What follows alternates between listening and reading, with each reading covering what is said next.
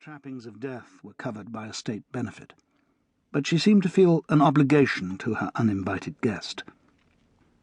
She chose the second cheapest package offered and presented herself at the crematorium on the due date at the due time. As she had expected, she and the vicar were the only people there, the undertaker's men having left after depositing the coffin on the rollers. It was a somewhat harrowing service, conducted to the accompaniment of tape music. Elvis Presley sang Amazing Grace over the sound system at the beginning. The vicar and she struggled through the service and the responses together, while worrying independently if Billy Blake had ever been a Christian. And a Welsh male choir gave a harmonious rendition of Abide With Me as the coffin rolled through to the burners and the curtains closed discreetly behind it. There was little more to be said or done, and after shaking hands and thanking each other for being there, Mrs Powell and the vicar went their separate ways. As part of the package, Billy Blake's ashes were placed in an urn in a small corner of the crematorium with a plaque giving his name and date of death. Sadly, neither piece of information was accurate, for the dead man had not been christened Billy Blake, and the pathologist had miscalculated on his temperature readings and underestimated the time of death by a few hours. Whoever Billy Blake was, he died on Tuesday, the 13th of June, 1995. The two visitors who came to view Billy Blake's plaque a few days later went unnoticed. The older man jabbed a stubby finger at the words and made a derisory noise in his throat. "See? What did I tell you?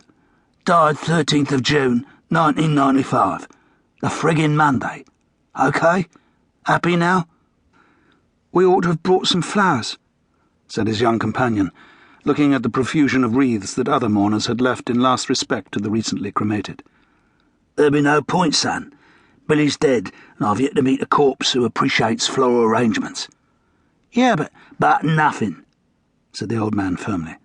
"I keep telling you, the bugger's gone." He pushed the youngster forward. "Satisfy yourself I'm right, and then we'll be off." He glanced around with a look of distaste creasing his weathered face. "I never did like these places. It ain't healthy, thinking too much on death. It comes soon enough as it is." Despite having her garage cleansed 3 times in 6 weeks by 3 different cleaning companies, Mrs Powell disposed of her chest freezer, shopped rather more frequently, and started parking her car in the driveway. Her neighbour remarked on it to his wife, and said it was a pity there was no Mr Powell. No man would allow a perfectly serviceable garage to go to waste simply because a tramp had died in it.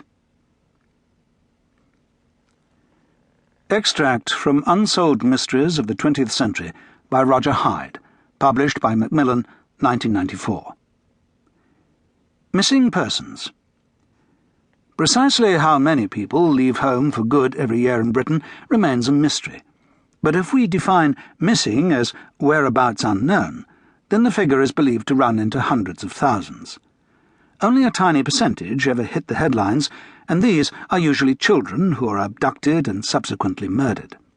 Adults rarely attract attention. The most famous missing person of recent years is the Earl of Lucan, who vanished from his estranged wife's house on the 7th of November 1974, following the brutal murder of Sandra Rivet, his children's nanny, and the attempted murder of Lady Lucan.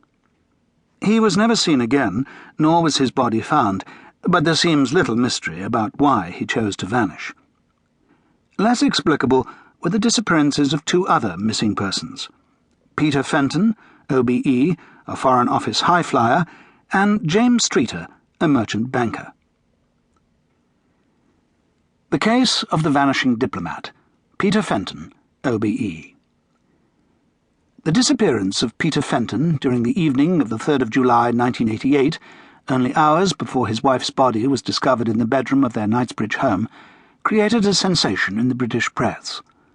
The house was less than a mile from where the terrible Lucan tragedy had been played out nearly 14 years before, and the parallels between Peter Fenton and Lord Lucky Lucan were startling. The 2 men had moved in similar social circles, and both were known to have loyal friends who would help them. Each man's car was later found abandoned.